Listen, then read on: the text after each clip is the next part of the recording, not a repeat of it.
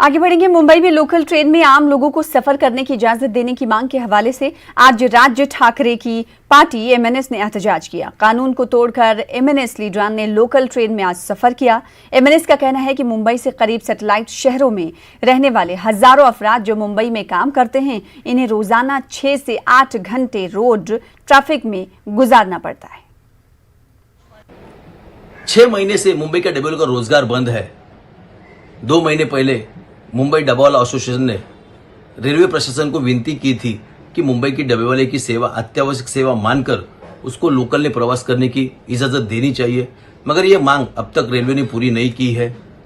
आज मनसे ने सविनय कायदे भंग का आंदोलन किया है और लोकल ने प्रवास चालू किया है। उस आंदोलन का हम समर्थन करते हैं और रेलवे प्रशासन से विनती करते हैं कि मुंबई में लोकल सेवा बहाल करो, अन्यथा मुंबई की डब्बावाले की सेवा अत्यावश्यक सेवा मानकर उसको लोकल ने प्रवास करने की इजाजत देनी चाहिए। आज मनसे ने सविनय कायदे भंग का आंदोलन किया है, शायद कल मुंबई डब्बावाला एसोसिएशन भी सविनय कायदे भंग का आंदोलन करेगी।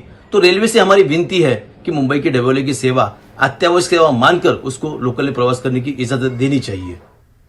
तो इस खबर पर मजीद अपडेट हासिल करने के लिए रुख कर लेते हैं मुंबई का। सर्वेश तिवारी हमारे साथ लाइव इस खबर पर जुड़ रहे हैं। सर्वेश, मुंबई की लोकल ट्रेनों में आम लोगों को सफर करने दिया जाए, ये मुख्य मांग है एमएनएस की।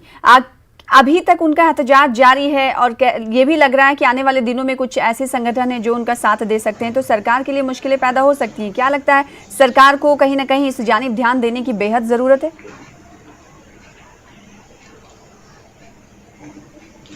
जी बिल्कुल सना जी, बिल्कुल सही बात कर रही हैं। लेकिन जिस तरह से हालात हैं महाराष्ट्र और मुंबई में, बल्कि पूरे देश का कह सकते हैं, कोरोना की जो कहर चल रहा है, अगर प्रतिदिन केसेस की बात करें तो कल ही 20,000 के ऊपर मामले आए थे।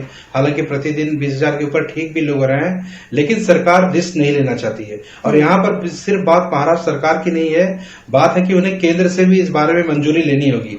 और रही बात रोजाना लोगों का रोजगार जुड़ा हुआ है, प्रतिदिन रोज कुआं खोदो और रोज उनमें से पानी निकाल के पीने वाली बात है।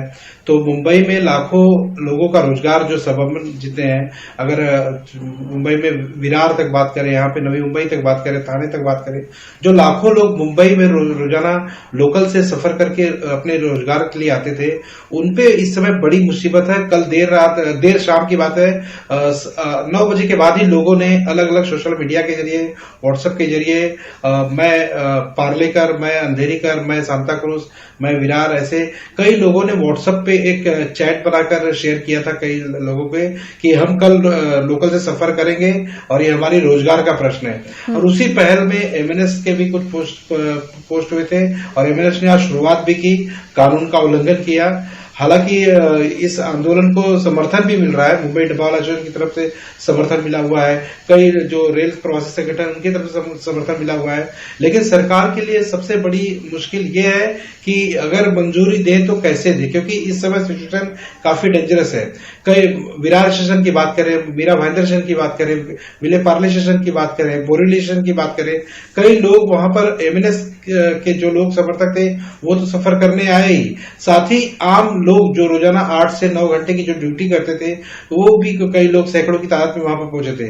लेकिन हालांकि जीआरपी की रेलवे प्रशासन की तरफ से उन्हें समझा बुझा कर घर जरूर भेजा गया है। लेकिन इस जो मुश्किल है ये धीरे धीरे बढ़ता नजर आ रहा है, क्योंकि तकरीबन 6 महीने से ज्यादा जो है मुंबई और महाराष्ट्र में लॉकडाउन का दौर गुजर चुका है, तकरीबन 180 दिन से ऊपर का। तो अब कहीं न कहीं 2 दिन पहले ही राज्य के जो ट्रांसपोर्टेशन मिनिस्टर है अनिल परब ने बयान भी दिया था कि जैसे जैसे जरूरत पड़ेगी, कि जैसे जैसे कोरोना का कहर उनको लगेगा कि वो कम हो रहा है, वैसे वैसे लोकल की संख्या भी बढ़ाई जाएगी। अभी 2 दिन पहले जो 350 जो लोकल थी उसको 500 के दायरे में जरूर लाया गया था, लेकिन लोगों को ये पता नहीं चल रहा है कि ये उनके लिए है कि किसके लिए। लोगों की यहाँ पे भी थोड़ी सी भूल है कि वो समझते हैं कि ये लोकल उनके लिए, लेकिन ये लोकल जो शुरू की जा रही है, जो उनका दायरा बढ़ाया जा रहा है आने जाने का लोकल का, वो सिर्फ उन सरकारी मुलाजिमों के लिए है जिनका आना जाना उनके दफ्तरों में बेहद जरूरी है।